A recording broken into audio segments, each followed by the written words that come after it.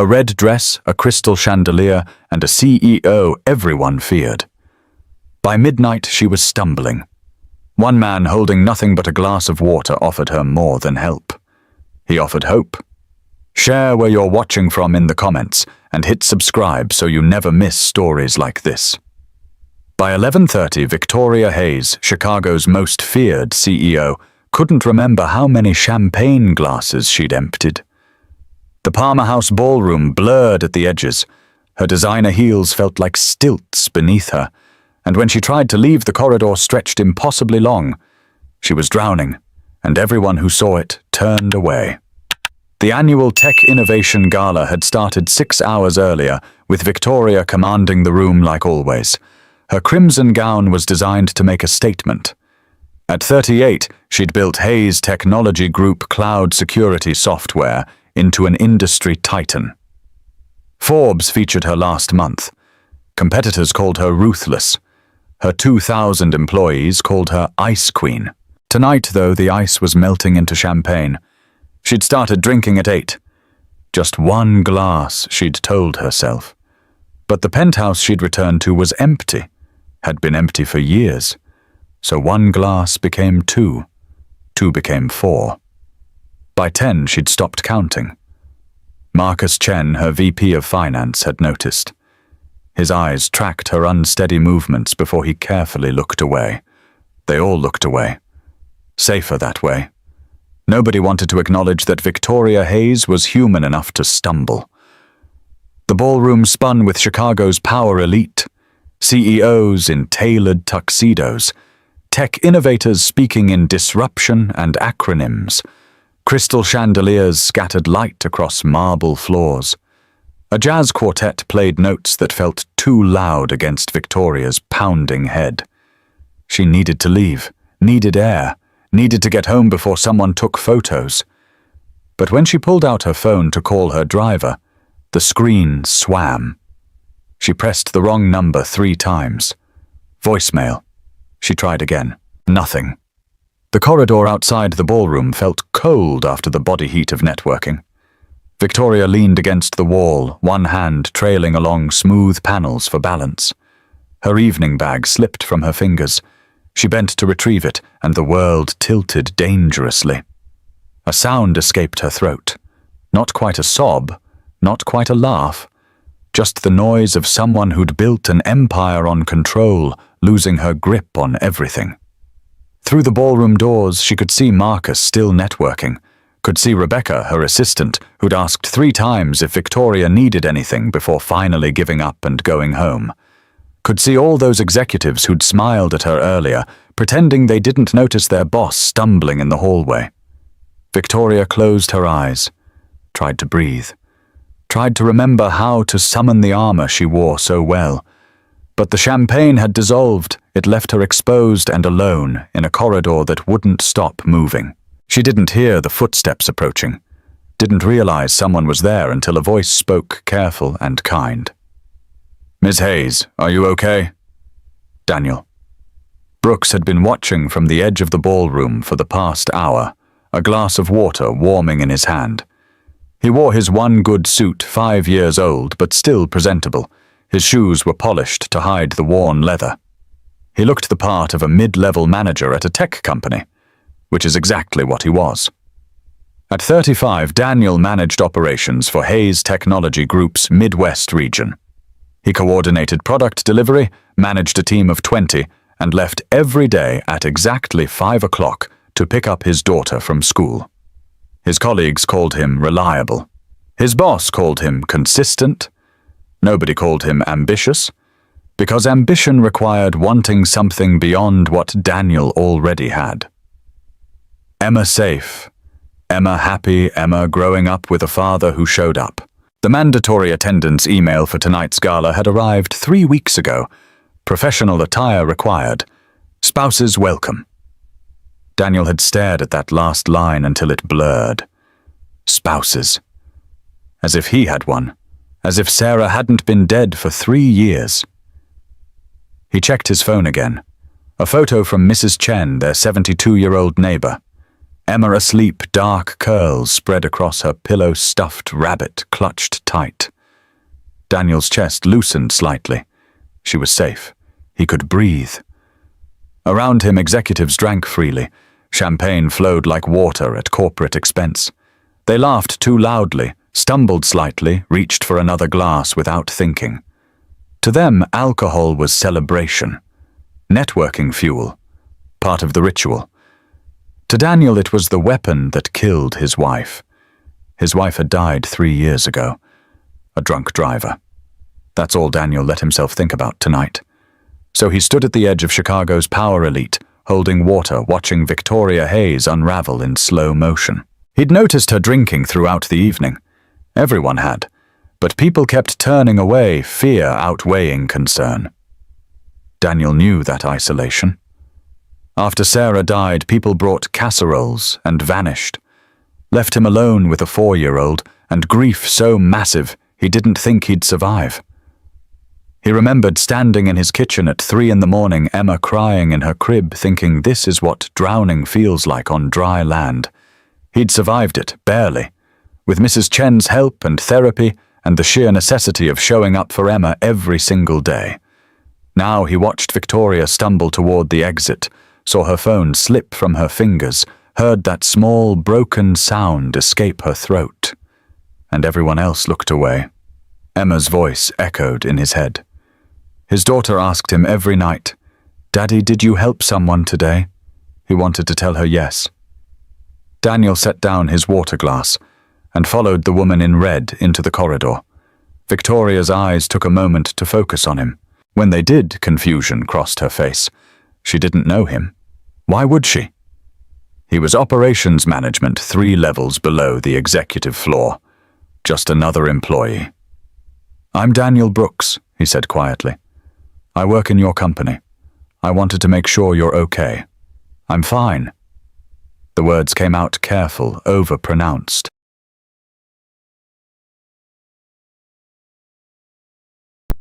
"Your driver isn't answering." Victoria looked at her phone like it had betrayed her. "He will. He always does." Daniel watched her sway slightly, recognized the stubborn pride of someone who'd spent their whole life being strong, refusing to admit when they needed help. He'd worn that same expression for months after Sarah died, insisting he was fine while falling apart. "Ms. Hayes," he kept his voice even. "Let me drive you home." Her head snapped up. "I don't need—" She stopped, pressed her lips together. Some war played out behind her eyes. "Then do you know who I am?" "Yes, ma'am. You're the CEO. And right now, you're someone whose driver isn't coming. Please let me help." Something in his tone cut through the champagne fog. Not pity, not judgment. Just steady certainty that this was the right thing to do. Victoria studied him, trying to focus. "Brooks, you said Daniel Brooks. Operations, 4 years with the company, and you're offering to drive me home." She laughed, bitter. "Do you know how that looks?" "I know how it would look if I left you here." Daniel's voice was quiet but firm. And I couldn't live with that. The honesty reached her. Victoria closed her eyes briefly. When she opened them, exhaustion had replaced defiance. "Fine. Take me home." But this, she gestured vaguely between them. This never happened. "Yes, ma'am." Daniel guided her toward the exit, not touching, but hovering close in case she stumbled. They passed a cluster of executives in the lobby. Marcus Chen looked up, did a visible double take. His mouth opened as if to speak, then closed. He turned back to his conversation like he'd seen nothing. That's what they all did. Saw nothing. Protected themselves. Outside, November air cut sharp and cold.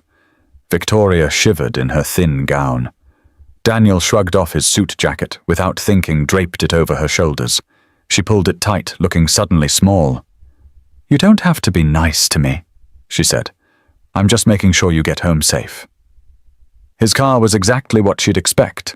A 10-year-old Honda Accord with a dent in the rear bumper. A child's booster seat sat in back. Pine air freshener hung from the rearview mirror. Victoria stared at the booster seat. You have a child? A daughter? Emma, she's 7. Something flickered across Victoria's face, too quick to name. She slid into the passenger seat carefully. Daniel closed her door, walked around to the driver's side, gave himself a moment to breathe. This was happening. He was driving his drunk boss home. Tomorrow could bring consequences. Tonight he was just helping someone who needed it. He started the car. Pop music played Emma's favorite station. Daniel quickly turned it off, leaving them in silence. Seatbelt, he said gently. Victoria fumbled with it. He reached over carefully to help. Their fingers brushed. She jerked back. Sorry, he said. Just drive. Daniel pulled onto Michigan Avenue city lights reflecting off Lake Michigan. The Chicago skyline glittered ahead of them, beautiful and cold. Like Victoria Hayes in every company meeting he'd attended. Beautiful, cold, untouchable. But she was touchable now. Human. Just a woman who'd had too much to drink and couldn't find her driver. They drove in silence for 5 minutes. Daniel kept his hands at 10 and 2 eyes on the road. He could feel Victoria watching him from the passenger seat, trying to figure him out. Why don't you drink? Her question cut through the quiet. Daniel's hands tightened on the wheel. What at the gala? Everyone drinks at these things. You had water all night. I noticed. Of course she noticed. Victoria Hayes noticed everything. The truth sat heavy in his throat. He could deflect, could lie. But something about the darkness and the moment made him honest. My wife was killed by a drunk driver 3 years ago. I haven't touched alcohol since. Victoria went very still. The silence stretched, broken only by the hum of tires on pavement. I'm sorry, she whispered. Thank you. That's why you helped me. Because of what happened to your wife. Partly. Mostly because it was the right thing to do. Daniel signaled changed lanes, the motion automatic after years of Chicago driving, and because my daughter asks me every night, Daddy, did you help someone today?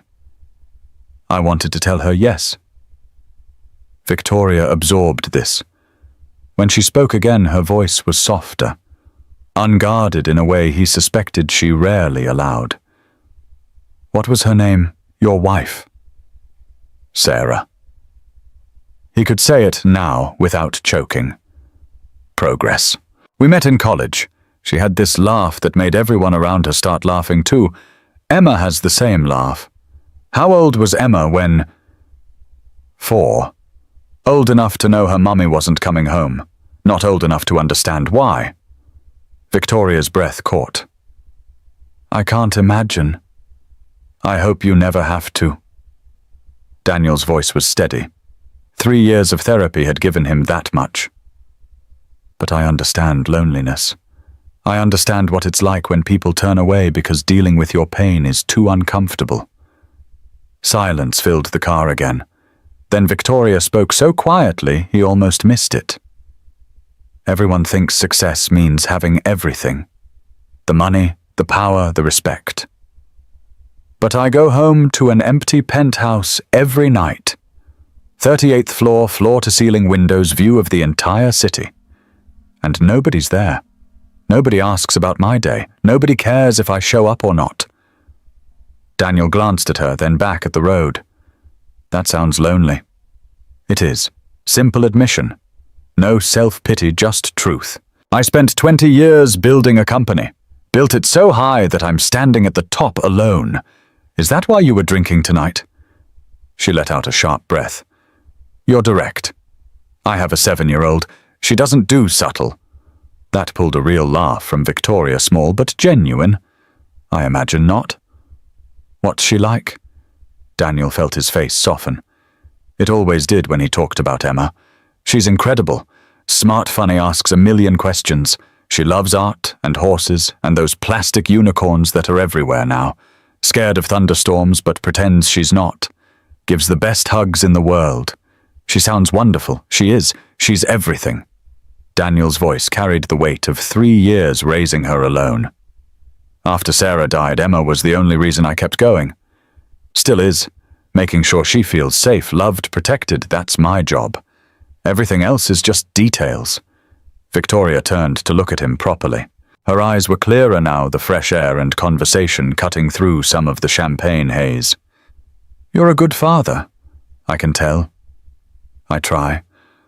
Some days are harder than others. Do you have family helping? My parents retired to Arizona. Sarah's parents are in Milwaukee dealing with their own grief. We manage. Mrs. Chen, our neighbor, helps with pickup when I can't leave work. Emma does homework at her kitchen table, eats homemade dumplings. It works. It sounds hard. It is. Daniel's honesty surprised him. He rarely talked about this. But it's also beautiful. Having someone who needs you, who trusts you completely. That grounds you. Gives purpose. Victoria was quiet for a long moment. I don't have that. Purpose beyond the company, I mean. Without Hayes Technology Group, I'm not sure who I am. Maybe that's something worth figuring out, maybe. They'd reached her building, a gleaming tower on the magnificent mile. The doorman's eyes widened when he saw Victoria in a Honda's passenger seat. Daniel pulled to the curb. We're here. Victoria fumbled with the door handle. Daniel got out, walked around, opened it for her. Helped her stand on unsteady legs. Thank you, she said. For this. For not leaving me there. You're welcome. I can make it from here. I'll walk you up. Make sure you get inside safe. That's not necessary. Please. Daniel's voice was firm. Let me make sure you're home safe. Then I'll go. She studied him, some calculation happening behind tired eyes. Then nodded. All right. The doorman rushed to open doors. Ms. Hayes. Good evening. She nodded regally, the CEO mask sliding back even though she was wearing Daniel's jacket over her evening gown. They rode the elevator to the penthouse floor in silence. Victoria leaned against the wall, eyes closed. Almost there, Daniel said quietly. The elevator opened directly into her apartment. Of course it did.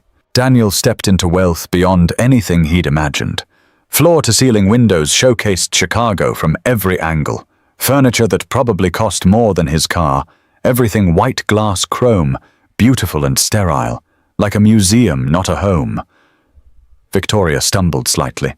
Daniel caught her elbow, guided her to the white leather sofa. Sit, I'll get water. You don't have to, I know. Sit anyway. He found the kitchen all marble and stainless steel, filled a crystal glass with filtered water, brought it back to find Victoria slumped on the couch, looking exhausted and young and lost. Here. He set the glass on the coffee table. Drink this. She opened her eyes, looked at the water, then at him. Why are you doing this? Doing what being kind? You could use this against me. Everyone in that company would kill for leverage. Daniel crouched so they were eye level. His knees protested he wasn't young anymore, but he wanted her to really hear this, because I know what it's like when no one's there. When Sarah died, people brought casseroles and disappeared. Left me alone with a 4-year-old, and grief so big I thought I'd suffocate. I learned that real kindness is rare, so if I can be that for someone else, I will. Victoria's eyes filled. She blinked furiously, refusing to let tears fall. You're a good man, Daniel Brooks. I'm just trying to be. He pulled out his phone. What's your number? I'll text you so you can let me know you're okay tomorrow. She recited it. He sent a quick message. This is Daniel. Hope you feel better. Her phone buzzed on the table. She picked it up, read the message. Something unreadable crossed her face. Thank you, she whispered. You're welcome. Good night, Ms. Hayes. Victoria. She looked up at him. Call me Victoria. Good night, Victoria. Daniel let himself out. In the elevator, he pressed his forehead against the cool metal wall and exhaled slowly. What just happened? He drove his boss home drunk, saw her vulnerable and human, had real conversation in a car that smelled like pine and Emma's juice boxes. Tomorrow might bring consequences. Tonight, he helped someone who needed it. He drove home through empty streets, mind replaying the conversation. Victoria Hayes wasn't what he expected. Under the armor, she was just lonely, searching for something she'd built her life to avoid needing. Mrs. Chen was dozing in his armchair when he got home, knitting abandoned in her lap. She woke at the sound of the door. "Daniel, how was the party long? Thank you for staying with Emma. Never trouble. Sweet girl, you're Emma. She wanted to wait up, but I promised you'd check on her." After Mrs. Chen left, Daniel went to Emma's room. She was sprawled across her bed, blanket kicked off, rabbit clutched close. He pulled the covers over her carefully. She stirred. "Daddy, I'm home, sweetheart. Go back to sleep. Did you help someone tonight?" Daniel thought of Victoria's grateful eyes, her whispered, "Thank you." "Yeah, baby. I did." Emma smiled without opening her eyes. "Good. That's what heroes do." He kissed her forehead. In his own room, he saw Victoria's text waiting. "I'm okay. Thank you for tonight. I won't forget this." He stared at those words. She won't forget. For some reason, that mattered more than it should. Sunlight stabbed through floor-to-ceiling windows. Victoria had forgotten to close the blackout shades. Her head pounded with each heartbeat, a drum solo behind her eyes. Her mouth tasted like regret and expensive champagne.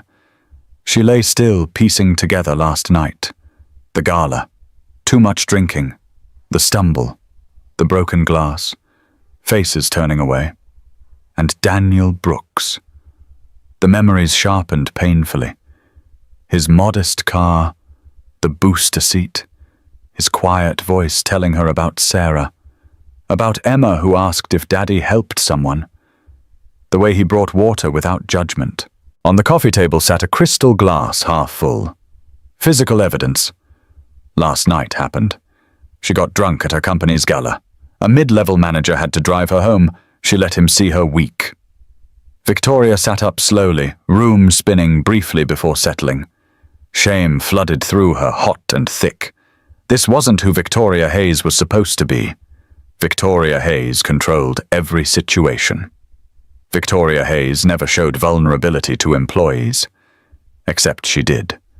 Last night she did exactly that. Her phone showed 6 missed calls from Rebecca, 12 urgent emails, the world spinning on while Victoria slept off her mistakes. She scrolled through messages waiting for the gossip to start, waiting for someone to reference last night to hint at what they saw.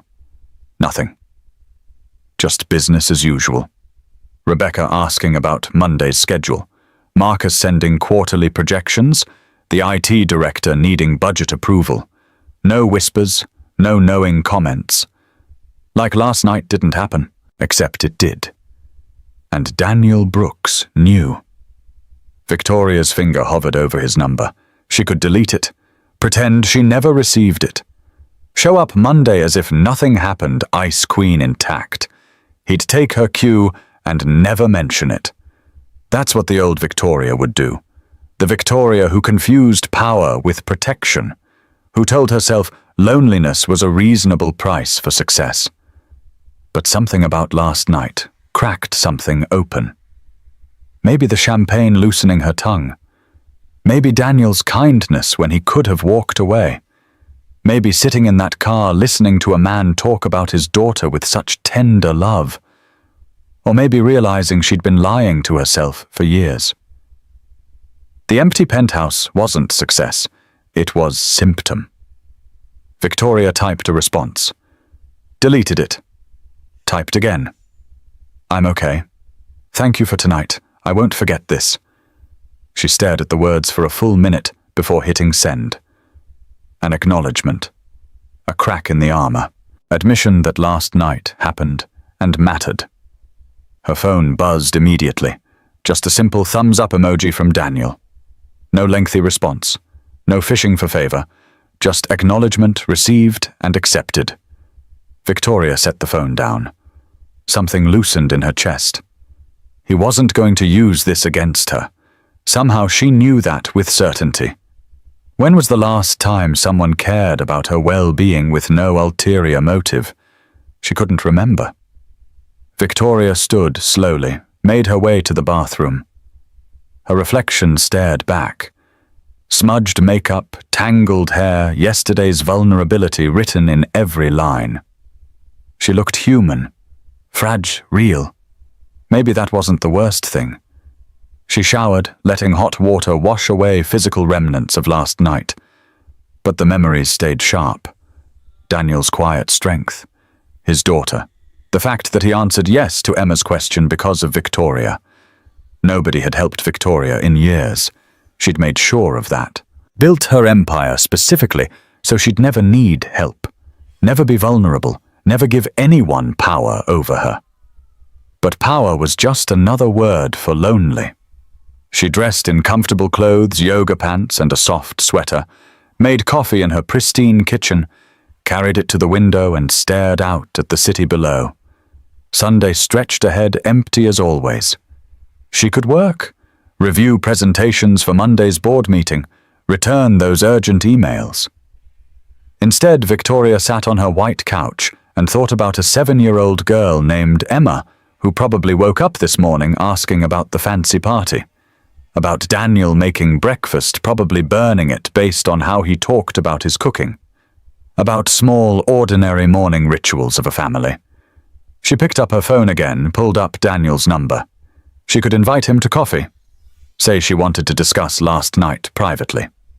But not today. Today she'd let the hangover fade, let herself process the fact that someone saw her broken and didn't turn away. Tomorrow, though. Tomorrow she'd face Daniel Brooks and make a choice. Pretend it never happened. Or acknowledge the truth that last night changed something fundamental. That she didn't want to be untouchable anymore. She wanted to be human. Monday morning arrived with Chicago's typical November gloom. Daniel dropped Emma at school, watching her run toward the entrance with her purple backpack bouncing. She turned at the door, waved big. He waved back, stomach tight with anxiety. Today he faced Victoria Hayes. He had no idea what to expect.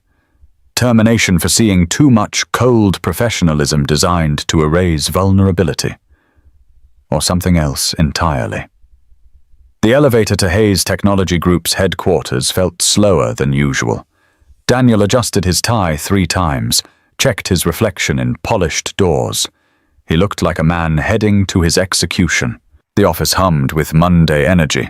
People clutching coffee, urgent emails flying, someone already raising their voice in a conference room. Daniel made it to his desk without incident, opened his laptop, tried to focus on delivery schedules. His phone rang. Internal line. Daniel Brooks. Mr. Brooks, this is Rebecca Chen, Ms. Hayes' assistant. Ms. Hayes would like to see you. Now, please. His heart dropped. Of course. I'll be right up. He stood on unsteady legs. Grabbed his phone, his portfolio, nothing useful, but something to hold. The walk to the elevator was endless. Sarah from accounting raised her eyebrows. Tom from IT mouthed good luck. Nobody got summoned to the CEO's office unless they were being promoted or fired, and Daniel hadn't done anything promotion-worthy lately. The executive floor was glass and steel and hushed importance. Rebecca sat at her desk, immaculate and efficient. She looked up when Daniel approached. Go right in. She's expecting you. Daniel knocked once. A voice called, Come in. Victoria's office was stunning. Windows on 2 walls showcased Chicago's skyline. Minimalist furniture in chrome and leather. A desk so clean, nobody seemed to actually work there, though he knew Victoria logged more hours than anyone. She stood by the window silhouetted against grey morning light. Navy suit hair pulled back severe. The untouchable CEO was back. Daniel's stomach sank. So that's how this would go. Bury it under professional distance? Victoria turned. She looked tired, makeup not quite hiding the circles under her eyes, but something in her expression was softer than he'd ever seen in company meetings. Daniel, thank you for coming. She gestured to chairs facing her desk. Please sit. He sat. She stayed standing briefly, then made a decision. Moved to the chair beside him instead of behind her desk. Equal ground. I wanted to talk about Friday night, she said. Ms. Hayes, you don't have to. Please, let me say this. She folded her hands in her lap. They trembled slightly. I got drunk at my company's gala. I couldn't find my driver. I was stumbling, and every single person who saw me turned away. Except you. Daniel stayed quiet. You had every reason to walk past. I'm your boss. Getting involved was risky. You had somewhere to be. But you stopped. You drove me home. You made sure I was safe. And you asked for nothing in return.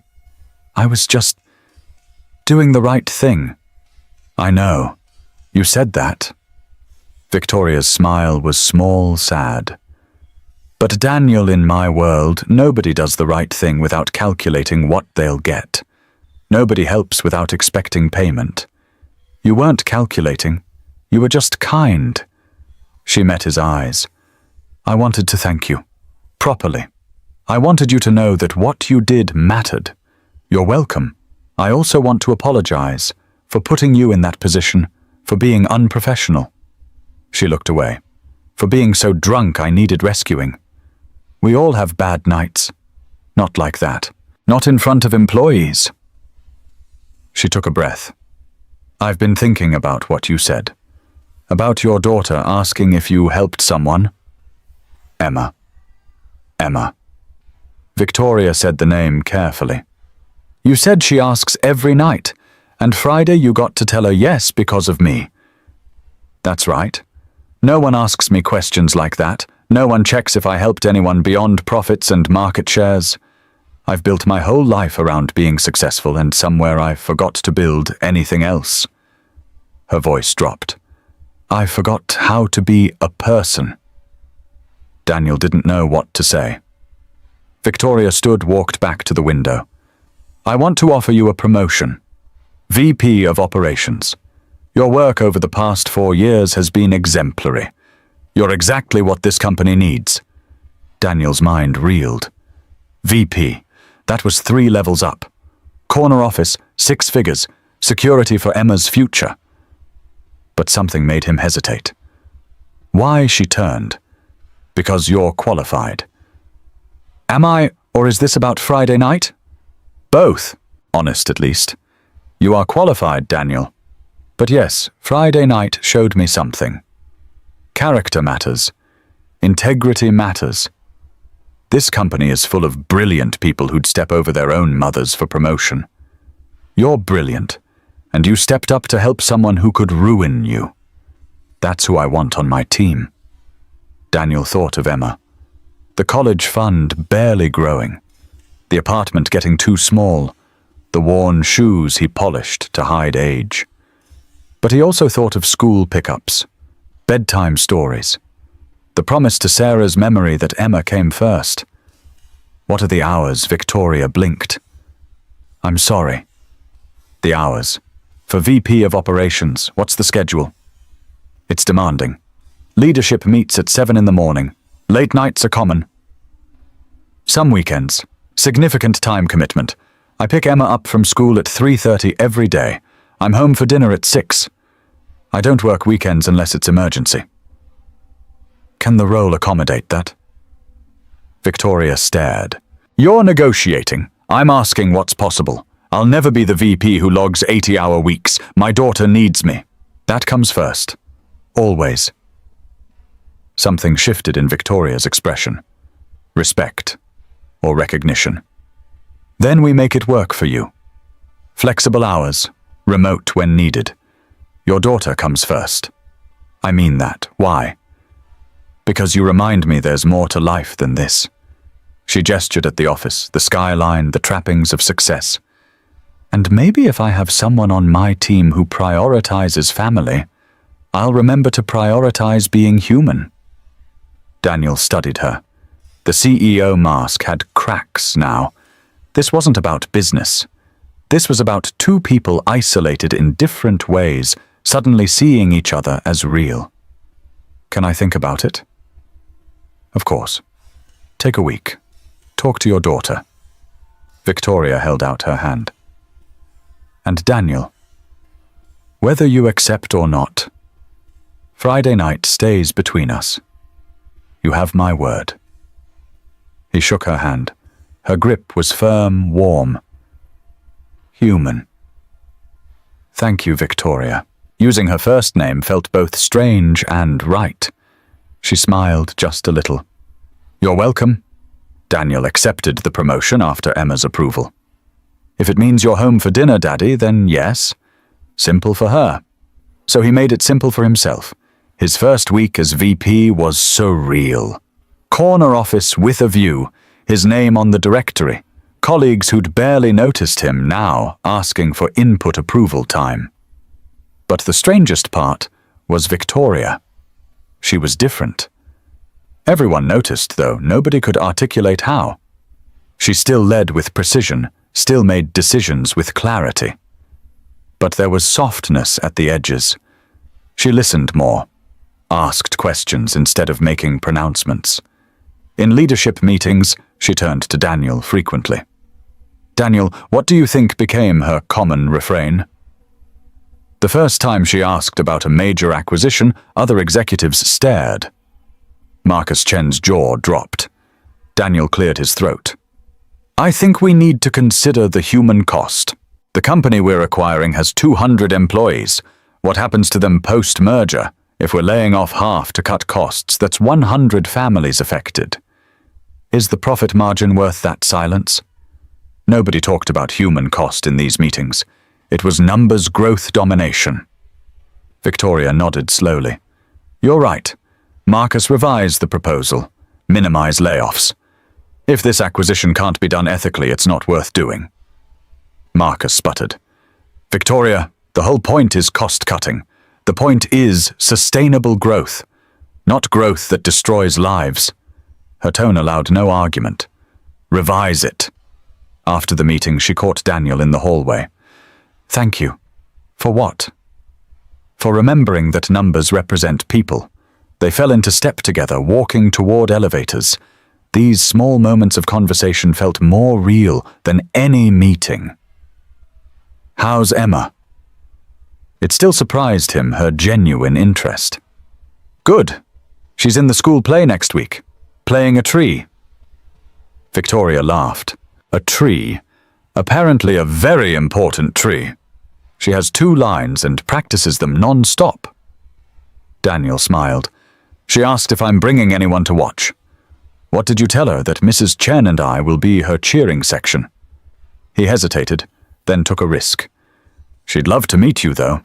Knows I work for someone important now. Wants to meet the boss who lets Daddy come home for dinner. Victoria stopped walking. She knows about me. Some. I told her I got a new position that means I can keep our routine. She asked what my boss is like. I said you were fair, kind, that you understood family comes first. You said I was kind. Victoria's voice was quiet. You are. I'm not. People at this company call me Ice Queen, Dragon Lady. Worse. Then they don't know you. Daniel met her eyes. The woman who offered me flexibility for Emma. That's kind. Who revised an acquisition to save jobs. That's kind. Maybe they see armor. I see the person underneath. Victoria looked away, but not before Daniel caught the shine in her eyes. I'd like to meet Emma, if that's appropriate. Would you come to her play next Friday at 7? Just an elementary school production. But she'd be thrilled. I don't want to intrude. You wouldn't be. You'd be a friend coming to support her. If you want. Victoria considered this. Finally nodded. I'd love to come. In the elevator, Daniel leaned against the wall and exhaled slowly. He just invited his boss to his daughter's school play, either the smartest or stupidest thing he'd ever done. But when he picked up Emma and told her someone from work was coming to watch her be a tree, her face lit like Christmas. "Really, your boss is coming, if that's okay with you? That's so cool, Daddy. I'm going to be the best tree ever." That night, Emma practiced her 2 lines until Daniel knew them by heart. And lying in bed staring at the ceiling, Daniel realized something fundamental had shifted. Victoria Hayes wasn't just his boss anymore. She was becoming his friend. Maybe something more. The play was a disaster in the most endearing way. 2 kids forgot their lines. The backdrop fell during Act 2.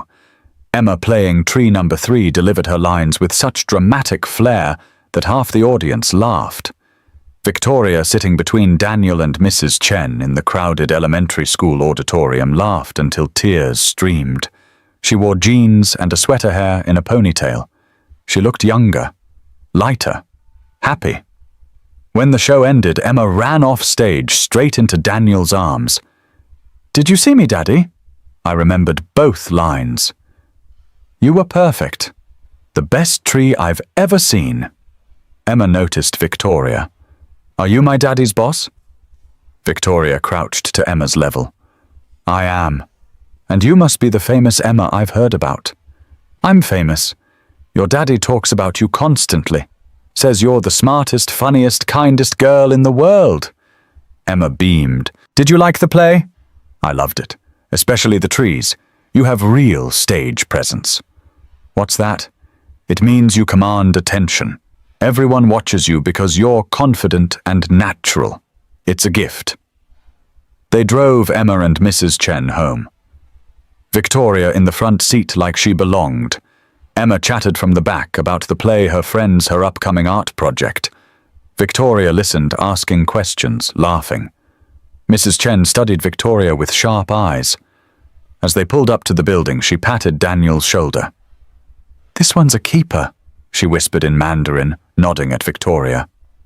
After Mrs. Chen left and Emma was in bed, Victoria lingered in the doorway. "Thank you for inviting me. That was the most fun I've had in years." "A children's school play?" "Yes, because it was real. No agendas, no politics, just kids being kids." She looked down the hallway where Emma's room glowed. "She's wonderful, Daniel." "She is. She's my whole world. I can see why." Victoria hesitated. "Can I ask you something?" "Of course. Do you ever get tired? Doing it all alone?" Daniel leaned against the doorframe. "Every day. But then Emma hugs me and tells me I'm her hero, and somehow I find energy to keep going." "You are a hero. Not the cape-wearing kind. The real kind. Who shows up every single day. So are you. You just haven't let yourself believe it." Victoria's eyes shone in dim hallway light. For a moment they just looked at each other. Something passed between them, unspoken but undeniable. Then Emma called. "Daddy, can I have water?" The moment broke. Daniel smiled apologetically. "Duty calls." "Of course. Good night, Daniel." "Night, Victoria. Thanks for coming." She walked to the elevator. Daniel watched until she disappeared inside. Then he went to Emma's room, brought water, tucked her in again. "I like your boss," Emma said sleepily. "She's pretty and nice. You should marry her." Daniel nearly dropped the water glass. "What?" "She makes you smile, like Mommy used to in pictures. That means she makes you happy. You should marry people who make you happy. It's not that simple, sweetheart. Why not?" "Why not, indeed." Daniel kissed her forehead. "Sleep, baby." But as he closed her door, Daniel admitted Emma might be on to something. Victoria made him smile, made him feel seen in a way he hadn't since Sarah died, made him believe his heart could hold more than grief. The next weeks proved Emma right. Victoria became a fixture in their lives, pizza nights on the worn couch, park on Saturdays pushing Emma on swings, Daniel watching with something warm and terrifying growing in his chest. At work, their partnership deepened. Victoria trusted his judgment. Daniel challenged her assumptions. They balanced each other. But the company noticed. Whispers circulated. VP Brooks and the CEO are awfully close. Have you seen them together? Something's there. He probably slept his way to the promotion. One evening in the parking garage, Marcus confronted Daniel. You're playing a dangerous game, Brooks. I don't know what you mean. Don't be naive. Everyone knows you and Victoria are involved. Dating the boss. Very convenient. I'm not dating Victoria. Even as he said it, Daniel wondered if it was true. We're friends. Friends. Marcus's smile was ugly. Just be careful. When it ends, and it will, you'll be the one who falls. She's the CEO. You're replaceable. The words stung because there was truth in them.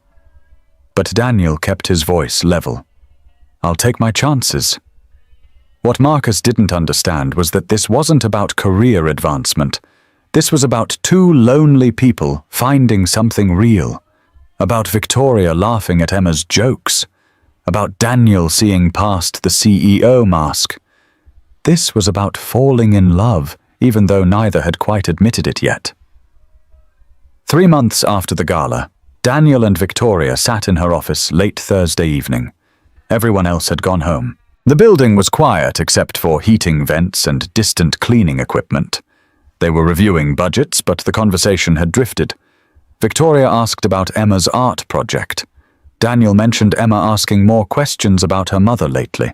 She wanted to know if it's okay to love someone who's not here anymore, and also make room for new people, Daniel said quietly. I told her yes. That love isn't limited. Hearts expand. Victoria set down her pen. What prompted that? Honestly, you. She looked up sharply. Me. She asks about you constantly. When are you coming over? Can Victoria see my art project? Does Victoria like the same books? Daniel smiled. She told me last week she wishes you could be her mom. Victoria's eyes filled. She blinked furiously. She said that. She did. I told her adults don't just become parents because kids wish it. But she asked if I wanted that too. If I wanted you to be more than my friend. The air charged with possibility. What did you tell her? Victoria's voice was barely audible. I told her I needed to think about it. Have you, Victoria? Daniel moved his chair closer. I think about it constantly. How Emma lights up when you walk in. How you make me laugh. How you understand loneliness. How you've become the best part of my day. Daniel. Let me finish. Please. He took a breath. But I also think about Emma. If we do this, if we cross this line, you're in her life. Really in it. And if it doesn't work, if we break up and you leave, she doesn't just lose my friend. She loses someone she's learning to love. I can't let her lose another person. Victoria nodded slowly. I understand. You're right to protect her. But I need you to know something.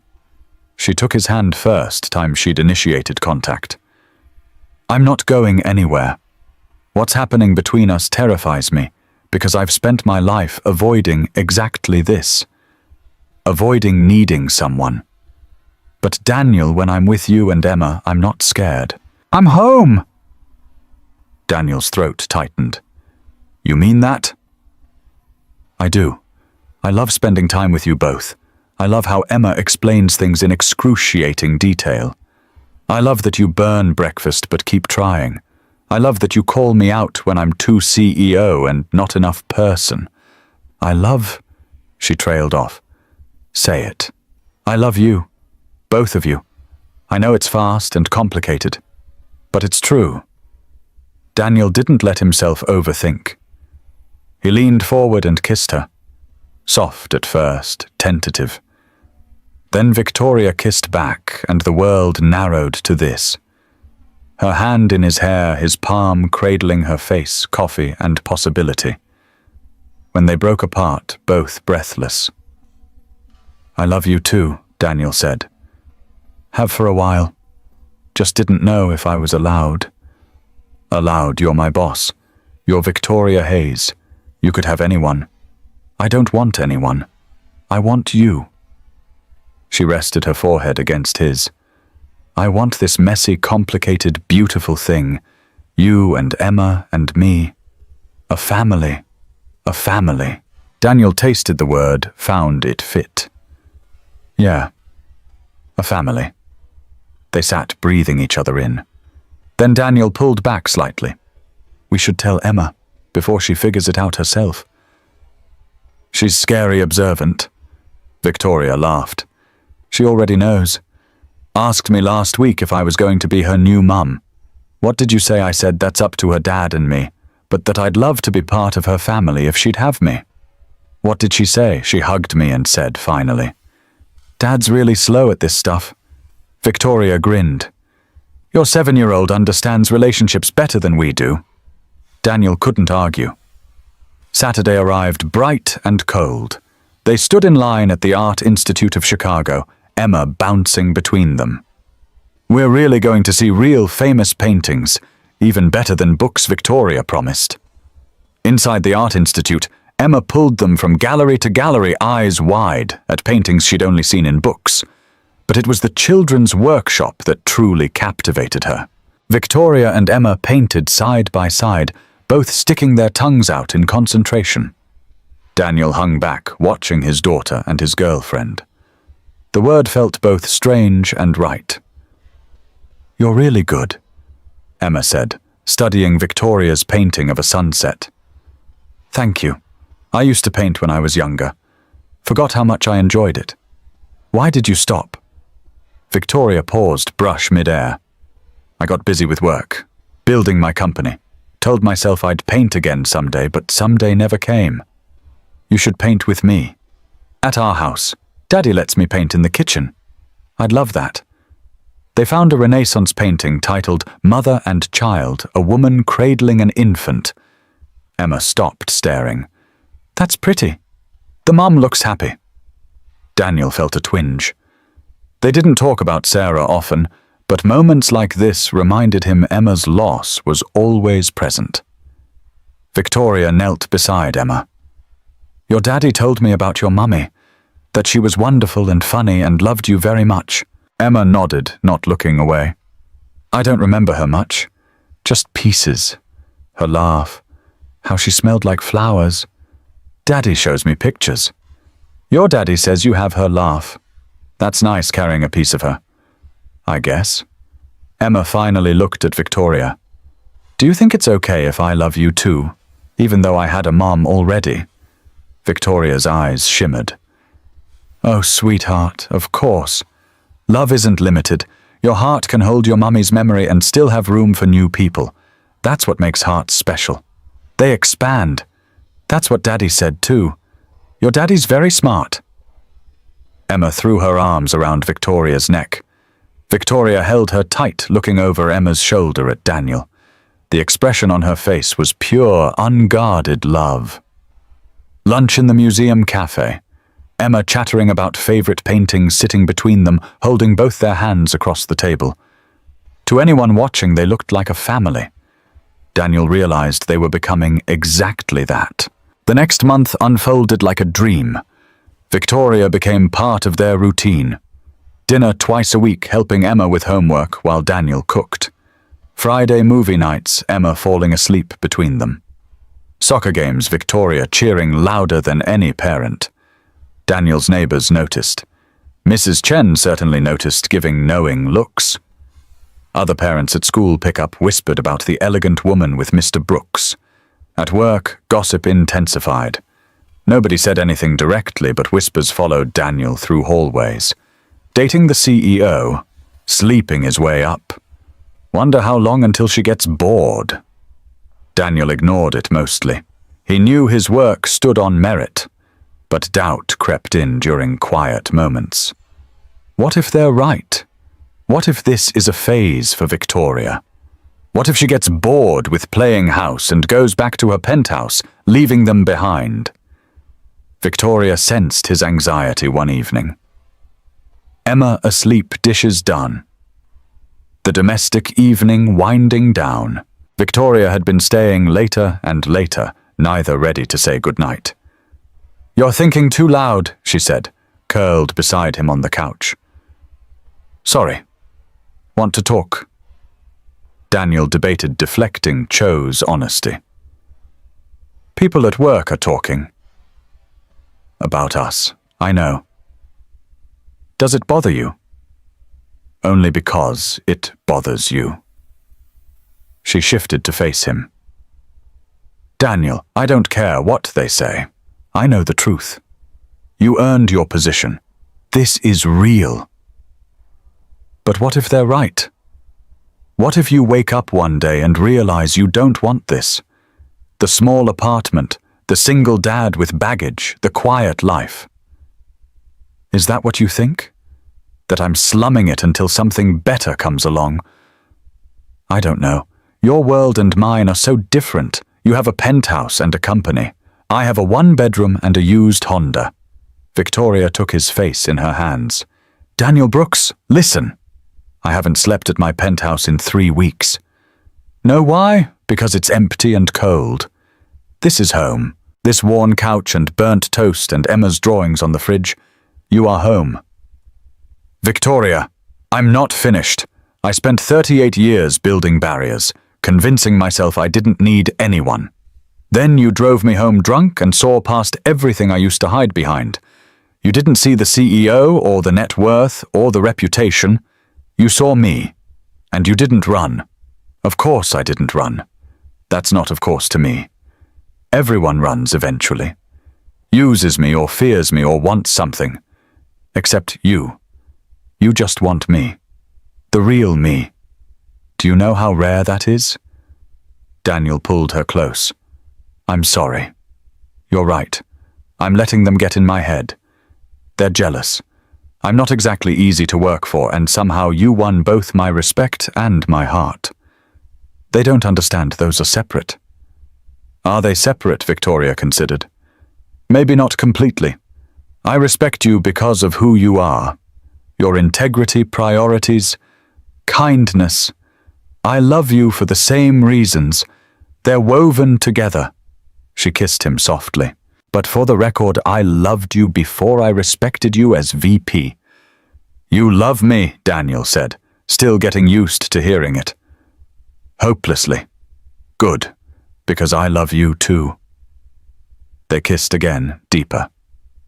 When they broke apart, Victoria glanced toward Emma's door. "I should go. It's late." But she didn't move. Neither did Daniel. They'd been carefully avoiding this line between dating and commitment, between separate lives and shared ones. Or Daniel said carefully, "You could stay. Not like that. Just stay. Sleep on the couch. Or take my bed.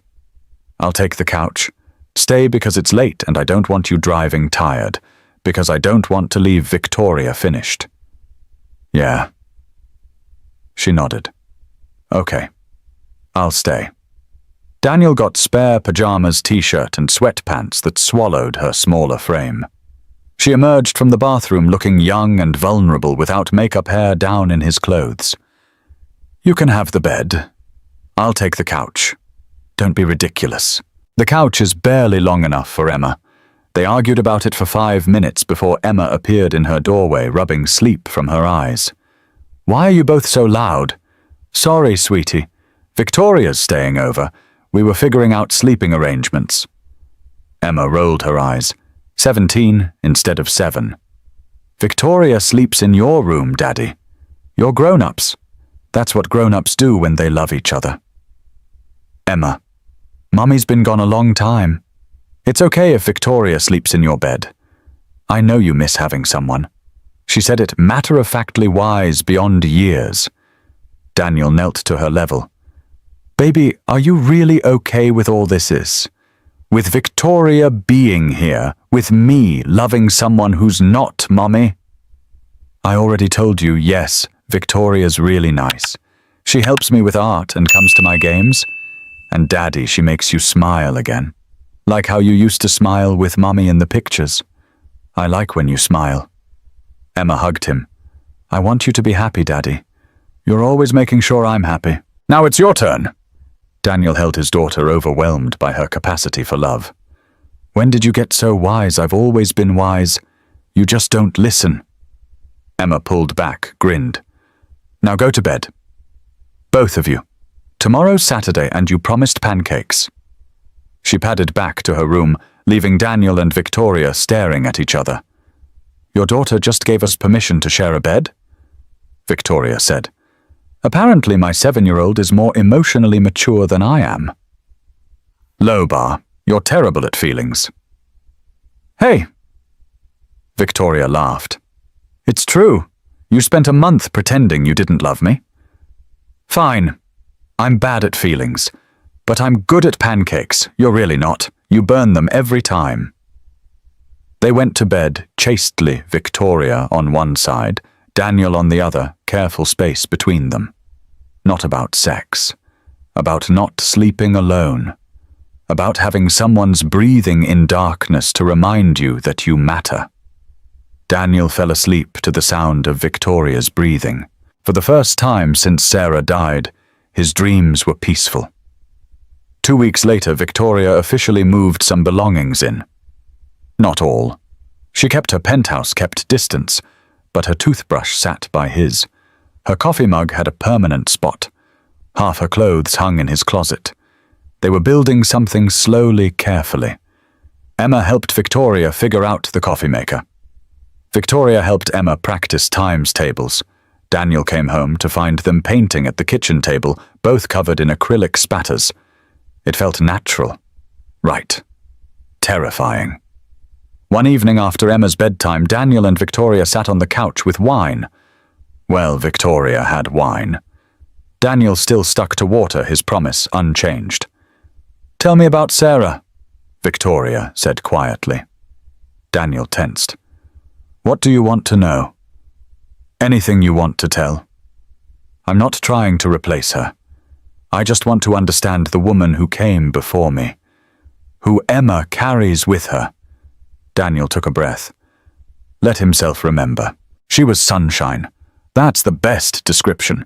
She lit up rooms, laughed at terrible jokes, sang off-key in the shower, was terrible at cooking but tried anyway, loved fiercely and forgave easily, made everyone feel like they mattered. She sounds wonderful. She was. I was lucky to have her even for the time we did.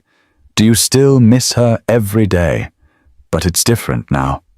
Less like drowning, more like carrying something precious. I'll always love her. She gave me Emma, taught me how to be a partner.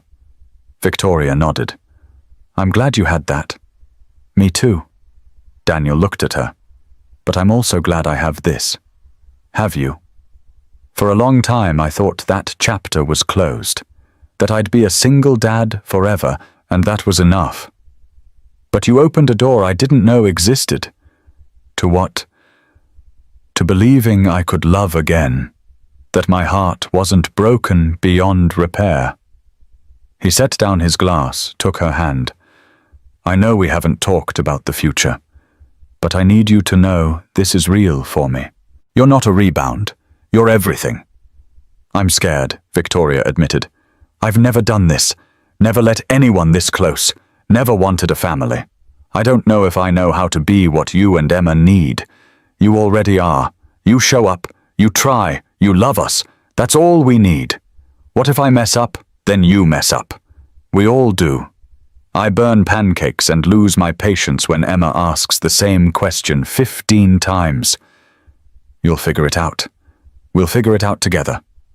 Victoria leaned forward, kissed him softly, then deeper. Daniel responded, pulling her closer. The kiss turned heated, urgent. His hand tangled in her hair. Her fingers traced his jaw. They broke apart, breathing hard. Victoria's eyes were dark pupils blown wide. "Emma's asleep," she murmured. "She is. We're two adults who love each other." "We are. So why do I feel like a teenager?" Daniel laughed, breaking tension. "Because this matters. We're not just two people hooking up, we're building a life. The stakes are higher." "I don't want to wait anymore." Victoria's voice was certain. "I've spent my life waiting for the perfect moment. There is no perfect. There's just now." "You're sure, Daniel? I'm in your apartment wearing your t-shirt, drinking wine with the man I love while his daughter sleeps down the hall. I've never been more sure." So Daniel stopped overthinking. He cupped her face, feeling her pulse racing beneath his fingertips. When their lips met, she tasted like wine and possibility. The kiss was tentative at first, a question being asked. Then Victoria's fingers tangled in his hair, and the question became an answer. The worn couch beneath them, the distant hum of the refrigerator, Emma's nightlight glowing down the hall. Everything faded except the warmth of her breath, the softness of her lips, the way she fit against him, like coming home. Later, lying tangled in his bed, Victoria traced patterns on Daniel's chest. "I was right," she said softly. "About what?" "This feels like home." Daniel pulled her closer, breathed in the scent of her shampoo. "Yeah, it does." Monday morning. Daniel and Victoria arrived separately. They'd agreed to keep up appearances. Victoria took her private elevator. Daniel took the regular one with everyone else. But by lunch, the facade cracked. Daniel was in a meeting with department heads when Victoria walked in. She was supposed to be in back-to-back calls all morning. "Sorry to interrupt. Daniel, can I borrow you?" The room went silent. People glanced at each other. Daniel followed Victoria into the hallway, aware of eyes tracking them. "Is something wrong?" "No." She hesitated. "This is ridiculous. I'm the CEO. You're a VP. We're both professionals, and we're sneaking around like we're doing something wrong. We're not sneaking. We're being discreet." "I hate discreet. I've lived my whole life calculating optics, managing perception. I'm tired of it." She took his hand. "I don't want to hide this. Hide us. Victoria, think about what you're saying. The gossip is already bad. Then we make it official. Let them say whatever they want. I know the truth. You earned your position. This is real, and I'm not ashamed. You want to go public. I want to stop pretending we're just colleagues when everyone knows we're more. I want to have lunch with you without worrying who sees. I want to pick up Emma from school with you." She squeezed his hand. "I want to choose us openly." Okay, yeah, let's do it." Victoria grinned, transformed her face, made her look young and reckless. Really, I'm tired of pretending too." They walked back into the meeting holding hands. The shocked silence was almost comical. Marcus's jaw dropped. Sarah from accounting coughed on her coffee. Victoria addressed the room calmly. "I'm sure you've noticed Daniel and I have grown close. I want to make it clear we're in a relationship. This doesn't change professional standards. Daniel earned his position through merit and will continue to excel based on abilities." Questions, silence. Tom from IT raised his hand tentatively. "Is this allowed HR-wise? I've consulted with HR and legal." "As long as Daniel reports to someone other than me directly, which he does, there's no policy violation." Next, Marcus cleared his throat. "People will talk, Victoria. People are already talking, Marcus.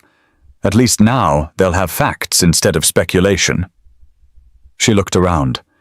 "I know this is unusual, but Daniel and I have found something real and I refuse to hide it. If anyone has concerns about favoritism, my door is open. Otherwise, let's get back to work." She left, squeezing Daniel's hand once. Daniel returned to his presentation, acutely aware of eyes still on him. After the meeting, Sarah cornered him by the coffee machine. So you and Victoria Hayes, huh? Yeah, me and Victoria Hayes.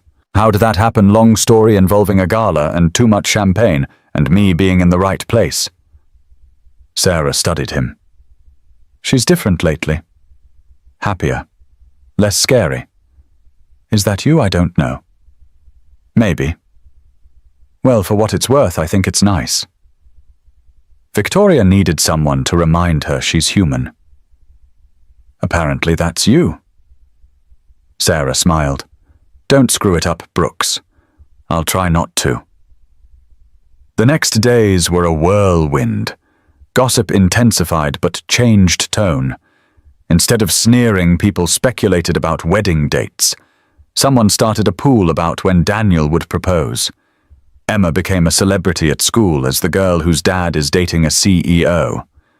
Through it all, Daniel and Victoria held steady. They didn't hide, but they didn't flaunt. Just two people in love trying to balance careers with building a life. One evening they took Emma to Navy Pier. Ferris wheel cotton candy won a stuffed panda at ring toss. They looked like any other family enjoying Saturday night. Walking back to the car, Emma between them holding both hands, Daniel felt gratitude so intense it almost hurt. A year ago he was alone raising Emma, thinking his chance at love died with Sarah. Now he had Victoria, who loved his daughter like her own, who made him laugh, who reminded him every day that healing was possible.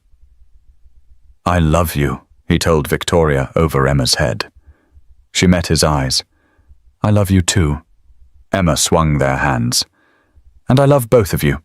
Can we get ice cream? You just ate cotton candy. Ice cream is different, it's frozen. Separate food group. Daniel and Victoria laughed. Fine. Ice cream it is. The invitation came on thick cardstock.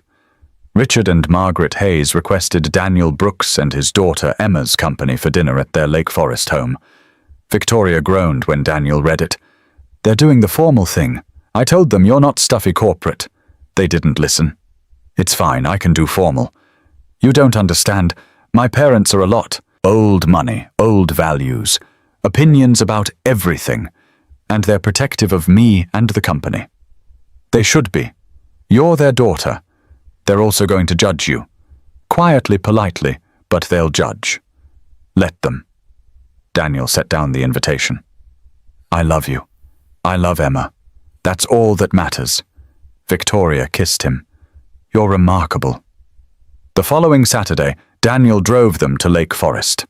Emma fidgeted in her best dress. Victoria was tense, jaw tight. Relax, Daniel said. It'll be fine. You don't know my parents. The Hayes estate made Daniel's building look like a shoebox.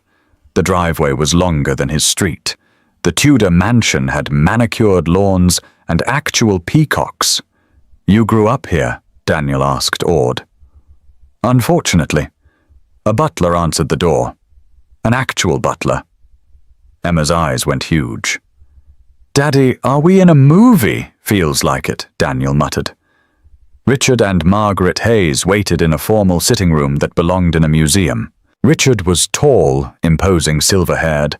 Margaret elegant in pearls and cashmere. Both studied Daniel and Emma with expressions revealing nothing. Mother, father, this is Daniel Brooks and his daughter Emma. Victoria's voice was steady, but Daniel felt her hand trembling. Mr. Brooks. Richard's handshake was firm, assessing. We've heard a great deal. Likewise, sir. Thank you for having us. Margaret crouched to Emma's level. Surprising, Daniel. And you must be Emma. Victoria tells us you're quite the artist. Emma nodded, suddenly shy. I like to paint. We have an art room upstairs. Perhaps after dinner you'd like to see it. Really, that would be so cool. Dinner was served in a dining room with a table seating 20. Just 5 of them rattling around in space. Course after course, salad, soup, fish, beef, dessert. Emma tried valiantly to use the right fork, mimicking Daniel. Conversation was stiff. Richard asked about Daniel's background, school, career, family. Daniel answered honestly, not embellishing. Yes, state school. Yes, worked his way up. Yes, parents retired to Arizona. No family money or connections. Richard's expression grew cooler with each answer. Finally, over the main course, he set down his fork. Mr. Brooks, help me understand. You're a VP dating the CEO of a major corporation. Surely you see how this looks. Daddy Victoria's voice carried warning. But Daniel held up a hand. It's okay. Your father has a right to ask. He turned to Richard. Mr. Hayes, I understand your concern. From outside, it probably looks like I'm using your daughter for career advancement. But the timeline doesn't support that. Victoria promoted me after we were already involved. And frankly, the promotion made my life harder. More hours, more responsibility, more scrutiny. Then why accept? Because Victoria believed in me.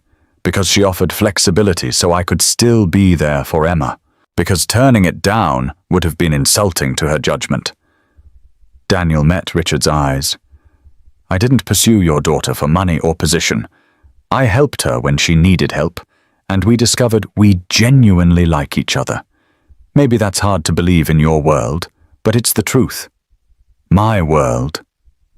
Richard's eyebrow arched. A world where relationships are strategic, where people are assets to be leveraged. I don't operate that way. I'm a single father doing my best to raise a good kid and be a good man. Your daughter makes me happy. I hope I make her happy too. That's all I have to offer. Silence fell. Emma looked between adults reading tension. Margaret spoke for the first time since dinner started.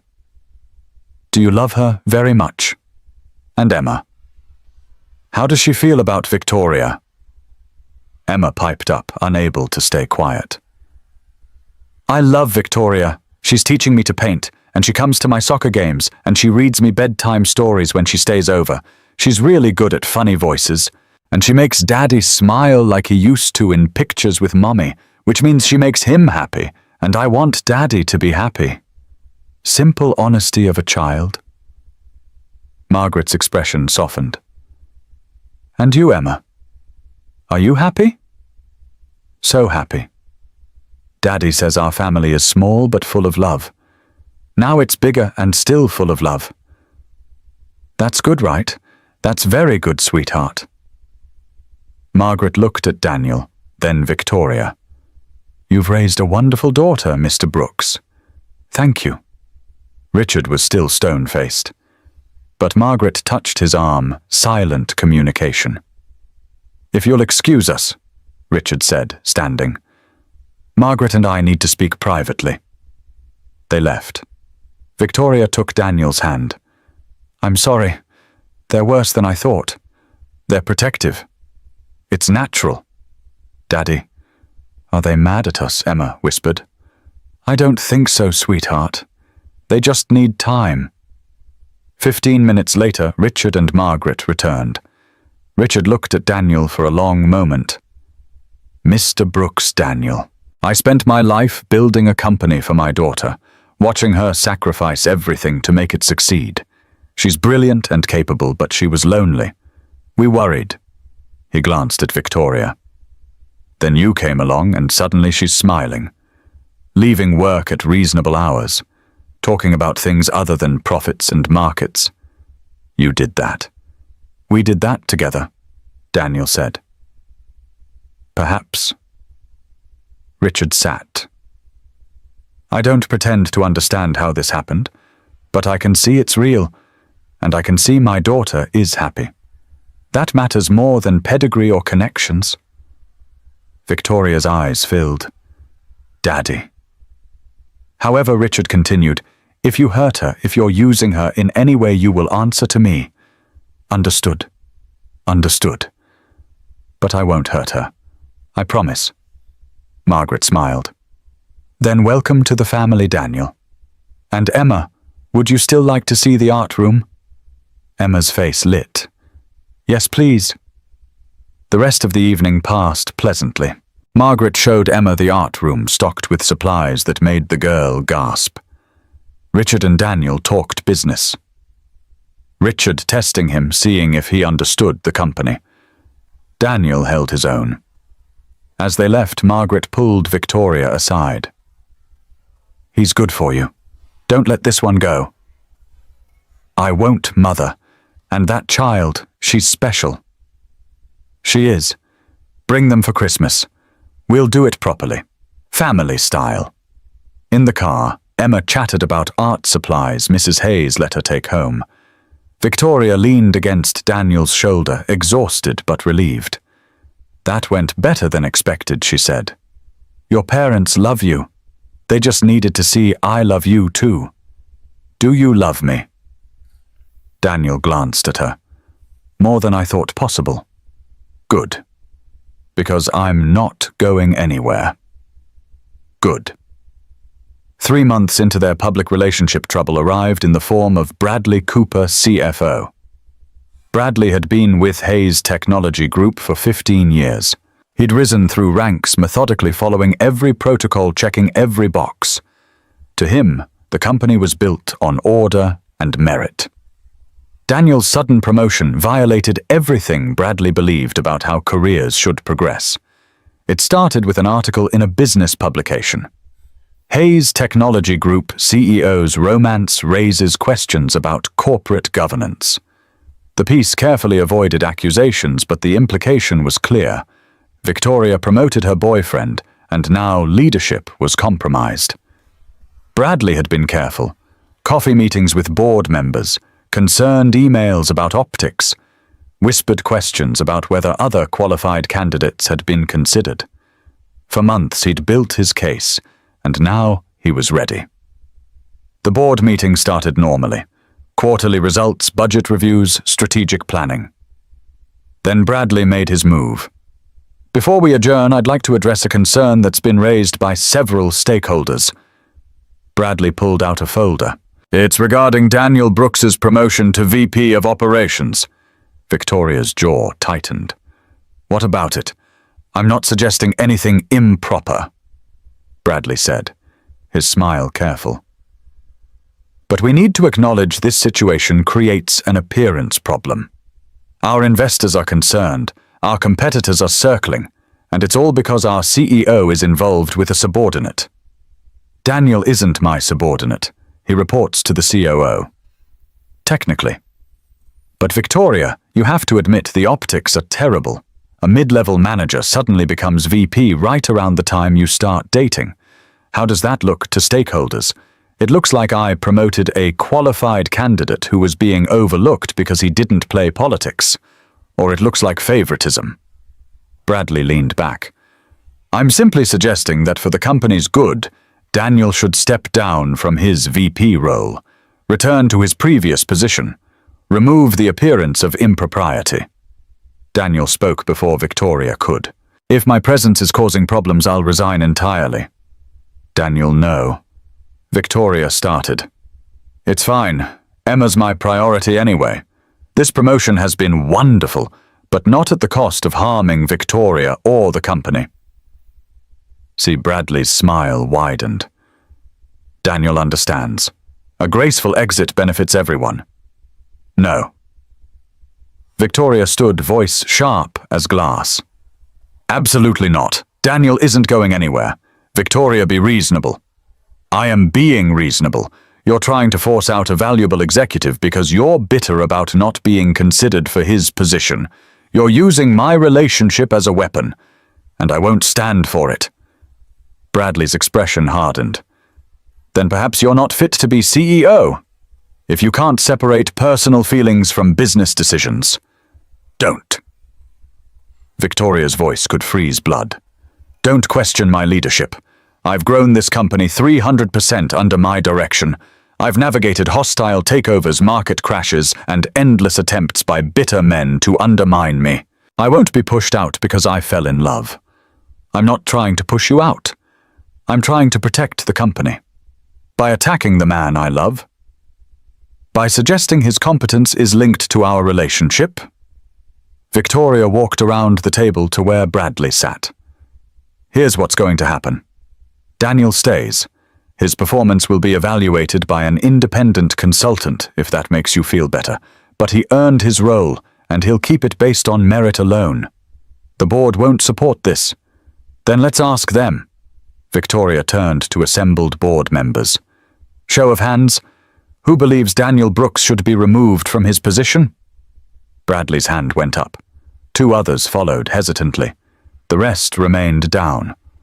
The majority stands with me, Victoria said. So here's my final offer, Bradley. You can accept this gracefully, or you can tender your resignation. Choose. Bradley's face flushed red. You're making a mistake. The only mistake I made was not seeing your character sooner. You have until end of business today to decide. Bradley stormed out. The board meeting dissolved into chaos. Daniel sat still, processing what happened. Victoria had just gone to war for him, put her position on the line, chose him over politics and appearances. After everyone left, they were alone in the conference room. Victoria slumped in a chair, fight gone. Are you okay? Daniel asked. I don't know. I just threatened my CFO and challenged my board. This could backfire spectacularly. You didn't have to do that. I was ready to step down. I know. That's why I couldn't let you. Victoria looked up. Daniel, you were willing to give up your career to protect me, to protect the company. That's exactly the integrity I want on my team. If I let Bradley force you out, what does that say about my leadership? That you're pragmatic, that I'm a coward, that I value appearance over substance, that I'll sacrifice good people to appease bullies. She shook her head.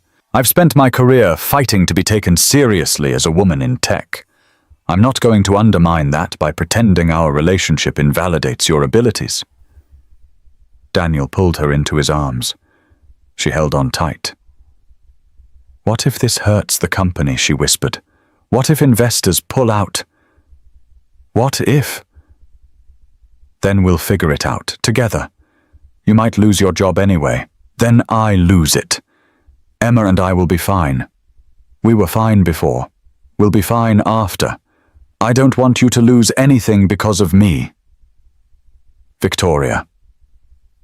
Daniel tilted her face up. Being with you isn't losing. It's winning. Whatever happens, we face it together. She kissed him, desperate and grateful. I love you. I love you too. The following week brought the independent review. A consulting firm evaluated Daniel's performance qualifications impact. They interviewed his team, reviewed projects, analyzed contributions. Daniel cooperated fully, despite the humiliation of having his competence questioned. Victoria stayed carefully distant, not wanting to influence results. The wait was excruciating. Emma noticed Daddy's stress, asked questions he couldn't fully answer. Victoria barely slept, running worst-case scenarios. Finally, the consultants presented findings to the board. After extensive review, the lead consultant announced, we find that Daniel Brooks's promotion was not only warranted, but overdue. His performance metrics exceed expectations. His team shows high satisfaction and productivity. His projects have generated measurable value. In our professional opinion, his relationship with Ms. Hayes played no role in his advancement beyond potentially delaying it. We found evidence he was considered for promotion 6 months before Ms. Hayes initiated his review, but the process stalled. The boardroom was silent. Then one member spoke. So you're saying he should have been promoted earlier? Correct. Mr. Brooks's skills were being underutilized. Bradley, still present but clearly on thin ice, tried one more attack. But the appearance? The appearance, the consultant interrupted, is that a CEO recognized talent others overlooked. There's no impropriety here, just good management. The vote was called. Daniel's position confirmed by overwhelming majority. Bradley was asked to resign, which he did with poor grace. That evening, Daniel and Victoria celebrated quietly at his apartment. Emma made a congratulations daddy banner hanging crooked in the kitchen. Mrs. Chen brought dumplings. Small and perfect. I can't believe that's over, Victoria said, leaning against Daniel on the couch. Me neither. Though I could have lived without my entire career being scrutinized, I'm sorry you had to go through that. Don't be.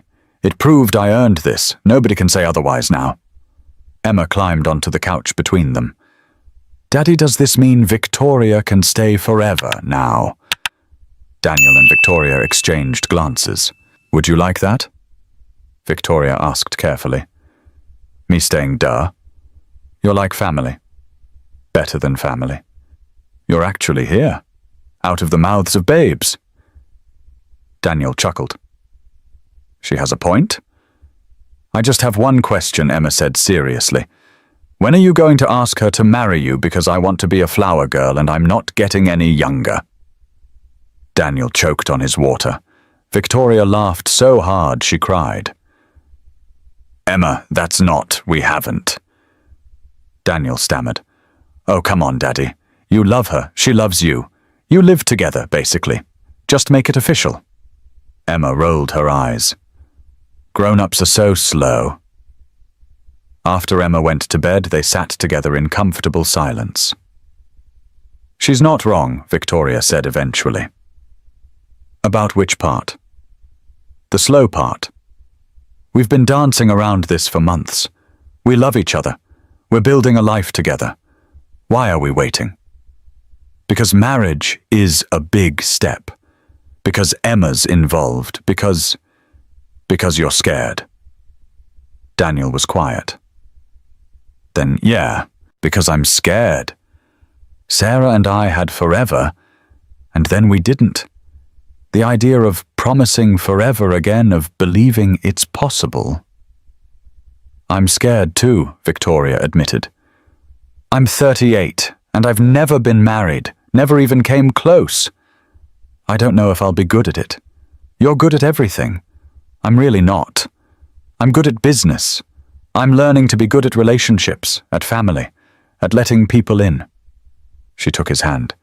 But I want to learn with you. I want to try. Daniel kissed her softly. Me too. So what are we waiting for? I guess nothing. They sat there, the future stretching ahead, uncertain but bright with possibility. Summer arrived humid and hot. Daniel and Victoria's home, theirs, now officially hummed with life. They'd moved to a house with a yard, kept Daniel's modest sensibility, but upgraded for space. Emma had her own room painted purple at her insistence, a home office for Victoria's late-night work, a kitchen big enough for Daniel's cooking attempts that still mostly ended burnt. Victoria's penthouse sold for an obscene amount. She donated most furniture to charity, kept only meaningful pieces. The rest of her life now fit in this house, in this family. She'd never been happier. She woke Saturday morning to Emma bouncing on the bed. Mom, wake up. We're making pancakes for Daddy, Mom. The word still made Victoria's throat tight. Emma started saying it 3 months ago tentatively. Is it okay if I call you Mom? Victoria had cried and said yes. Now it was natural. She was Mom. Not replacement for the mother Emma lost, but addition. Okay, I'm up. Victoria followed Emma to the kitchen. Daniel was already awake, reading news with coffee. Morning. He kissed Victoria, then Emma. Who's making pancakes? We are, Emma declared. You have to sit and relax. It's your turn. This should be interesting, Daniel said, grinning at Victoria. They made a mess. Flour everywhere, batter on the ceiling somehow. Emma insisted on flipping them herself, sending half onto the floor. Victoria laughed until her stomach hurt. When they finally produced something marginally edible, they served it to Daniel with ceremony. Best pancakes ever, he declared, though they were burnt on one side and raw on the other. You're a terrible liar, Daddy. Emma said. Yeah, but you love me anyway. Yeah, we do. After breakfast, they worked in the garden. Well, Daniel and Emma worked. Victoria mostly supervised, still learning the difference between weeds and flowers. She wore old jeans and Daniel's t-shirt dirt under her fingernails' hair in a messy ponytail. The CEO would be horrified. The woman, the mom, loved it. Mrs. Chen stopped by in the afternoon with dumplings. She'd become part of their family too, the grandmother Emma never had. They ate dinner in the backyard, citronella candles keeping mosquitoes at bay. Emma chasing fireflies while adults talked. "You two look happy," Mrs. Chen observed in Mandarin. "We are," Victoria responded slowly but correctly. "Good. Happiness looks good on you both." That night, after Emma's asleep, Daniel and Victoria sat on the back porch. Summer sounds, crickets, distant traffic, a neighbor's wind chimes. "Remember when you thought you'd be alone forever?" Daniel asked. "I remember thinking I was fine with it, that I didn't need anyone. And now I can't imagine life without you, without Emma, without this." She gestured at the house, the yard, the life they'd built. "It's messy and loud and nothing like I planned. And it's perfect. Even the burnt pancakes. Especially the burnt pancakes." Daniel pulled her close. "For what it's worth, I can't imagine life without you either. You saved me, you know. I was surviving but not really living, just going through motions for Emma's sake. You reminded me I could be happy again.